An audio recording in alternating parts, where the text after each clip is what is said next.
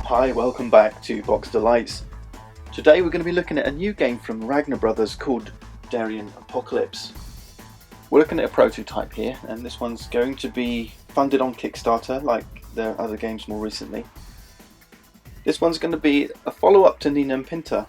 In Nina and Pinta we had this idea of a quantum game where you've got multiple worlds, mirror worlds, where you can act differently in each world and see how things turn out.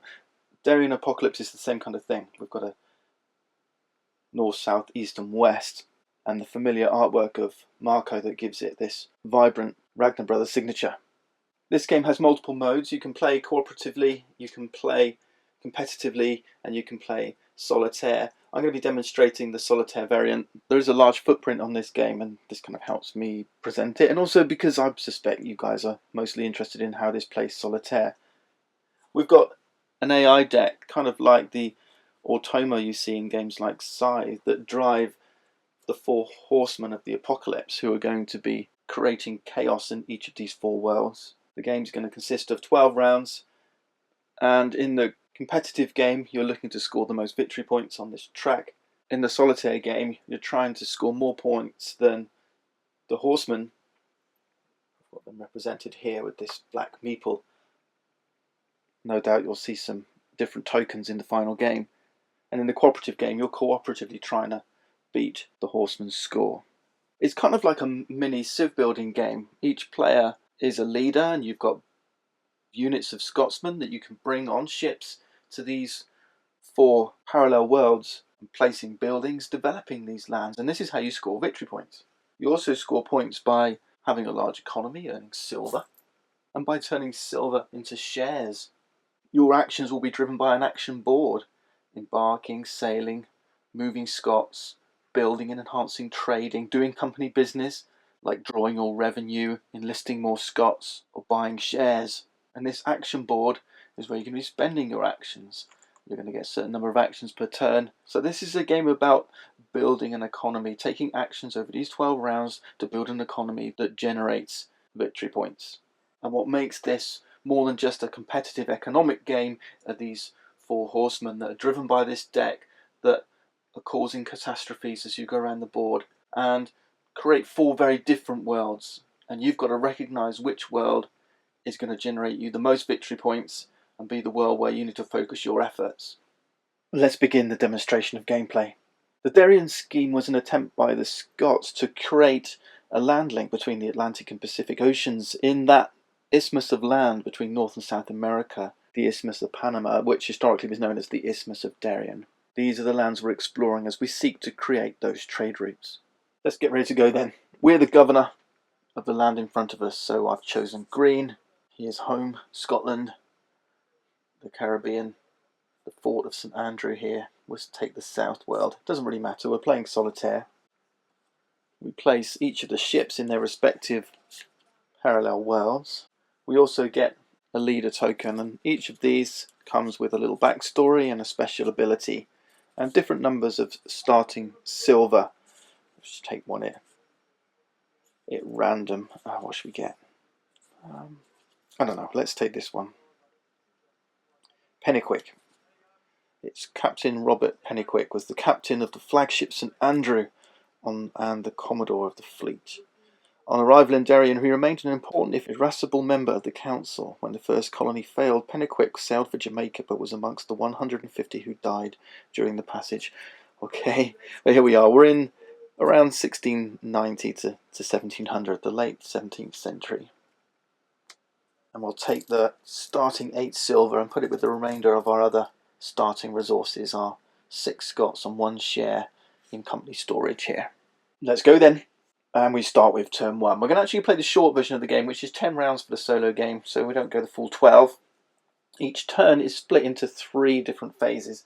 First we release the horseman, then we take our player actions, and then there's an end of turn phase. So let's start by releasing the horseman. We start by drawing and turning the top card. Alright, not too bad. This is War in the North, it says. So we take the coloured horseman shown here, the red horseman, in the Kickstarter game. I think they're hoping these are going to be some crafted miniatures, so look out for those. These horsemen are going to impact what we can do in each of these worlds. So war in the north. North's up here. We place the horsemen on this compass. The north is now in chaos. On this turn we can't take any actions here. Each horseman that moves into a world also leaves a shadow. So the red horseman says it leaves a shadow here in the red spot. Now we move into the second phase. This is where we look at player actions. Playing multiplayer, there's always a lead player, and the lead player gets the highest number of actions. The number of actions is given by the horseman card. This one here, and you can see that it says you, that's the lead player, gets 5 actions, others get 2. For playing solitaire, on odd numbered rounds we get the higher, we get the 5 actions. On even numbered rounds we get the lower. Okay, so it's like it swaps back and forth. So we're going to get 5 actions for our player board. And now we can move, always starting with the lead player playing multiplayer, one of our actions to one of these spots on our player board, and we carry out the action space there. What's interesting is that the lead player always determines what action gets taken. So if we choose embark, all other players can only choose the embark action. Okay, they don't have to, but they've got fewer action tokens. Remember, in multiplayer, this one said other players get 2 actions. Alright, so we're going to have 5 to spend. Other players can mirror 2 of our actions of the 5 we take, because they only get 2 actions. So multiplayer is this very interesting interaction between the players. Embarking means we get to place our Scots. We've got 6 on our player board, 6 available to us on the ships in the active worlds. The active worlds at the moment are west, south, east. The north is inactive because it's in chaos. There's a horseman there. So we can embark now and place our Scots on ships, but the ships have to be in Scotland. They can't have already set sail. Alright. For an 8 capacity ship, the embark action allows you to put up to 2 Scots on that ship. If the ship was upgraded to a 12 capacity ship, then you'd be able to put up to 3 with single action. Okay, so let's set sail on the south, and our flagship St Andrew. So we're going to embark. Other players now in the multiplayer game would be following along behind, and they could be putting their Scots on this ship, right? Or indeed any of the other active worlds. So when we choose to set sail with our next action, we could be taking just our Scots or any other player's Scots with us, and we've saved them the set sail action. But we don't have to sail. We could, if we choose, and this is another interesting decision, we could embark again. So we could put another 2 Scots on the ship. Each action could be taken up to twice. Alright, you can't take the same action more than twice. So let's say with our third action we're going to sail. Let's do that. Okay, our ship has sailed. The Scots stay on board until we take the move Scots action. Until we build a harbour, the point of departure from the ship is always where the anchor is. So here, the Fort St Andrew. Right, now remember, we could be carrying 1 or more Scots from other players. Alright, but we're not departing those. We're moving our own Scots. So let's move in here. So 1 Scot at a time. We flip over the tile, see what type of terrain we've encountered. Okay. That's not good. This is harsh terrain. It doesn't produce any resources. We have rocky that produces stone, woodland produces wood, and mixed, which produces 1 stone or wood. Open and harsh produce nothing. Now we can move all the Scots in our world. Let's tip him down to show that he's moved. So let's move the next one in. No 2 Scots can occupy the same tile, so we've got to move to an adjacent one. Let's head inland up here and see what we find. Okay, woodland. That's good. Now perhaps this one. Mixed is good. Wood or stone. And then finally we'll go in here. And we found woodland. Now all the Scots have moved. We didn't have to move all Scots, but that's ended our action. But you do have the option of spending 1 silver and moving 1 Scot 1 more time. This is called scouting. That could be any Scott, so I could move this one, and any explored tiles. This is free movement, so I could move it down here, for example, but I'm actually going to just move this one up here. Alright, and we found some stony ground. There is an interesting building called the Watchtower.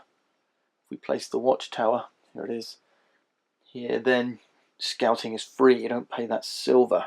Well, these buildings, they do offer nice little upgrades to the world you're living in. Now I have one action left, and I don't want to move. I've got lots of resources, so I'm going to take the build and enhance action. And this is where I get to build some of this stuff here. The Scots that are standing on tiles that produce resources are providing resources I can use to build. So for example, this Scot here is providing stone, and it will always provide stone. It's providing one stone. This one's providing one wood, and this one stone or one wood. So I've either got 3 wood and 1 stone, or 2 wood and 2 stone. That's what's available to me. When I stick a building on here, those resources will no longer be available. But to put a building on a tile, I've got to have a Scot here. So I can build on this rocky terrain, this wood, or this mixed terrain. I can't build here. And each of these buildings has a terrain requirement. So if you look at the mine, for example, this one, see it has the blue hexagon that matches this coloured terrain. I must build the mine on this type of terrain. Okay, so if I wanted to build the camp, for example, that one can only be built on this mixed terrain. You see, the same colour, right? And it's going to cost 1 stone or 1 wood to build.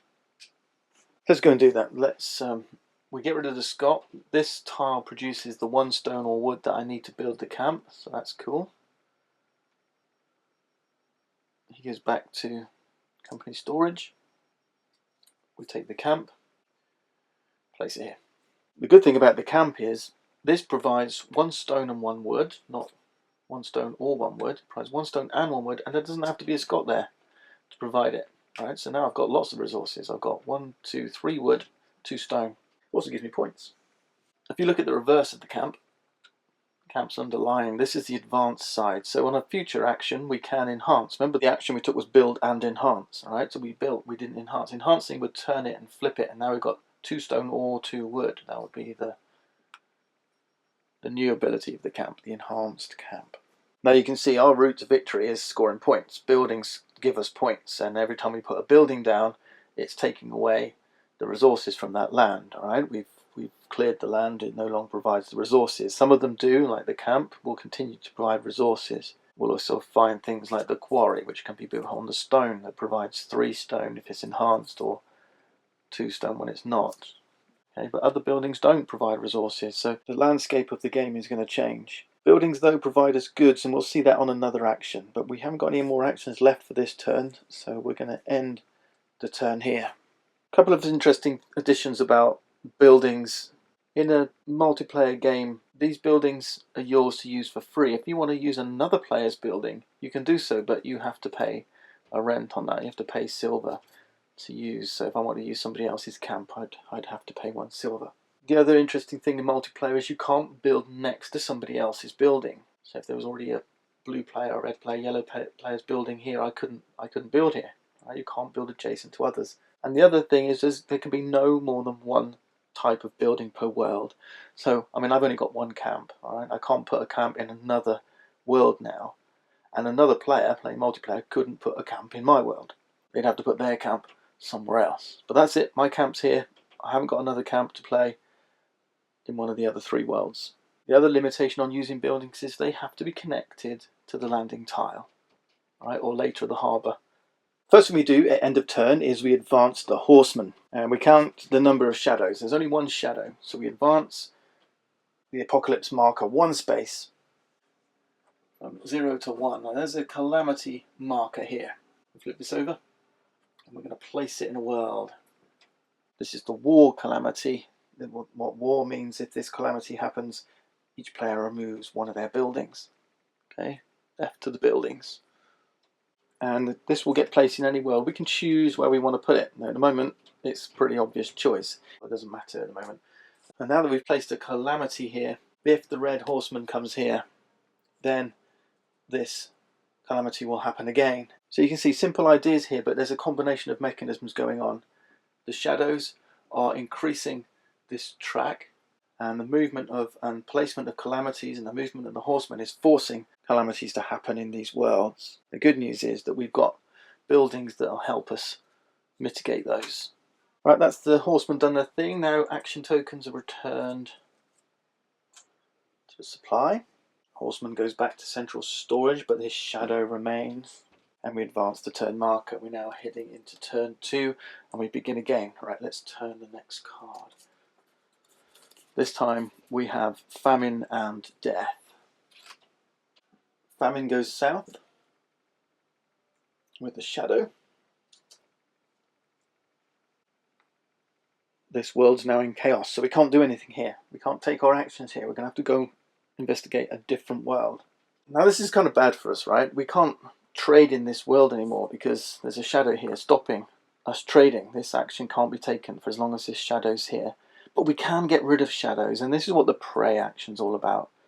This world's in chaos. We can't come here and take the prey action until this horseman moves off. We'll wait for another turn, but if we wanted to trade here in a future turn, we'll have to prey first and try and get rid of this shadow. Okay. Next is death. Death in the west. The shadow goes in. This world is also in chaos. Finally, we know that first player would get 6 actions, but we're on an even turn, so we only get 3 actions this time, playing solitaire. So not much more we can do. And that's pretty bad, right? We really wanted to do some stuff here. But that's alright, let's see what else we can do. We're going to have to go north or east. So let's do that again. Let's start embarking. So we'll place 2. We've got 2 Scots here. So we're still okay, but let's go east. Let's embark, let's sail, and let's start exploring by moving our Scots. Incidentally, feel free to move up your victory point counts. I could have done this already. I've got a count, that's 3 victory points. So we could be up here at 3. Right, this helps us, it just keeps us with a running total. And we're going to have extra points at the end of the game. 2 points per Scot on the map. The Scots come off and go on. 5 points for not using your Day of Prayer token. 1 point per share. I'll show you these when we do company business. And then 1 point for every 5 piece of silver in our coffers. Right, as it goes, we're here in the east, and we're going to take the move Scots action. We've got 2 Scots, and we disembark this time here at the Caledonian Bay. So let's have the first Scot come off. Oh, terrible. Some open terrain that gives us nothing. Let's head inland up here. Ah, same thing again. No good. Right, so I could spend some silver, like I said, and go once more. Why don't we do that? We've got plenty of money at the moment, so let's spend 1. Let's hop up over here with this guy. Would you believe it? Alright, no joy here in the east.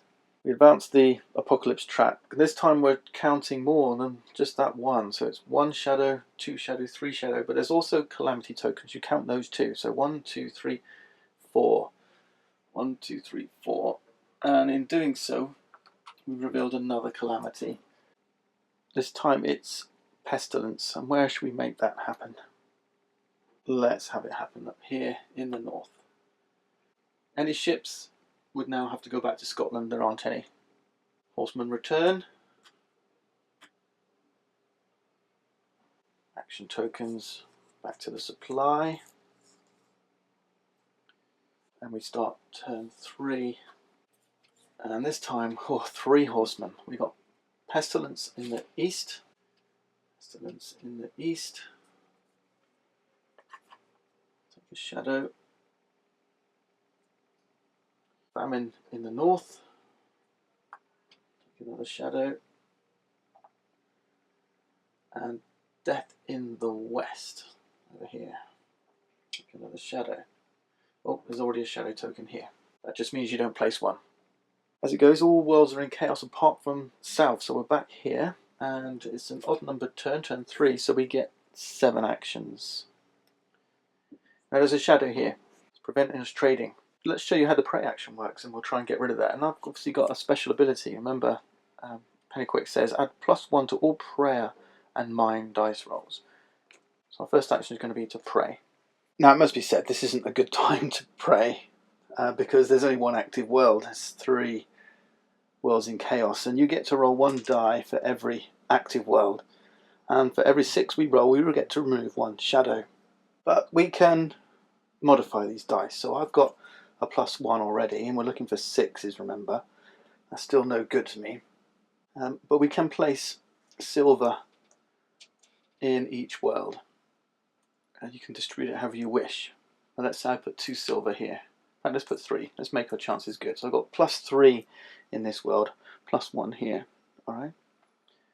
So a 2 would do it. Is that right? Actually, let's just... yeah, let's make it certain. So I roll the dice. There's a 5. Okay, it's good. The money's spent. 5 +3 +1 for my ability is 9. That's good enough. We only needed 6, and we removed the shadow. As a little bonus, we get 1 share from the church. Now that we've done that, we can actually do this trade action. I can show you how this works. So let's do that. Let's do the trade action. In fact, no, let's hold back. Let's do a building first. Let's build. Now the barn might have been good. If we'd have built the barn, it costs any 2 materials. You can place it here in woodland for the barn, but it has this black shadow rider on it, and what that means is we actually ignore the black shadow. Okay, these governors buildings let you ignore the calamity, so the white one here, the pestilence, and you can see the stockade here. This one has the yellow rider on, so that would allow you to ignore the death shadow, and likewise the governor's house with the yellow rider, the yellow calamity. Alright, so there's ways to mitigate these with your buildings. So I probably should have built, or could have built, the barn first. And the idea then is if you get rid of the shadow like we did, that actually moves the rider's marker back on the apocalypse trap, because you can move it backwards. But let's try a different building. Let's try building a church. The church gives me 5 victory points. It costs any 3 materials, and it gives you a goods or 2 shares. So let's do that. So any 3 materials. Fine, we've got 3 materials. I've got 1, 2, 3, 4, 5 here. Let's place it here on this forest. Alright, forest is good. It's got the green forest terrain here. On the flip side, the upgraded church gives you 2 goods or 5 shares. Alright. So why don't we try and do that enhance action? So I'd like to do that enhance action. I can't do it yet. I've only got 2 shares. And hiding way up here, you may have noticed it, is the enhancement board. Each building can only be enhanced once. Okay, so there's 1 enhancement token for every type of building. So if I enhance my church, no other player in a multiplayer game would be able to enhance their church. It can only be done once. But if I look up here at the church, there's a cost, and it says 3 shares. It costs 3 shares to enhance the church. Right, I've only got 2. So let's do the trade action first. Trading produces goods. These are the goods. Each normal building produces 1 good. Okay, we put those on the ship. Remember, our ships have capacity 8 here at the moment, so 2 goods on here is fine. We place goods of the player's colour. What you'll see for the church action though is it's got an additional ability. It can produce 1 more good or 2 shares. Let's take the 2 shares. The other thing you'll notice, just while we're here looking at the church and the camp, the church is in a black font, the camp is in a white font. White fonts, they can be used by other players using silver. A church in black font, that can't be used by other players. Compare church with chapel also. Okay, chapel has white. What this one does is it gives you +2 to the prayer die. Okay, when you're taking the prayer action. Church is all about giving you more goods and those 5 victory points, which I'll chalk up anyway. That takes me to 8. Now I can do the enhance. Okay, so let's build and enhance. I can do this action twice, and I can enhance the church or the camp. I'm going to enhance the church. It's going to cost me 3 shares. So I pay those 3 shares, 1, 2, 3. I've got the enhanced building. No one else can enhance their church. And this building now gives me double points. That's 5 more points. Big scores. Okay, so that's up to 13. So enhanced buildings, double points, and extra production. So this church now, when I trade, 5 shares. Remember, that's 1 point for every share at the end of the game. So this is a victory point making machine right now. Okay, we've got lots of actions left. Let's trade again. So this time, 1, 2, 3, 3 goods. Next action I'm going to do is sail ships. I could have moved my Scots back to the ship, but we're going to just take the ship back to Scotland, and these automatically unload here. And now I've got 1 action left, and I'm going to take this action, company business. And with company business, we go through 3 steps. First, we sell all the goods in our storage. 1, 2, 3, 4, 5. There's a little chart to show you. You get more money for more goods. So 5 goods, 15 silver.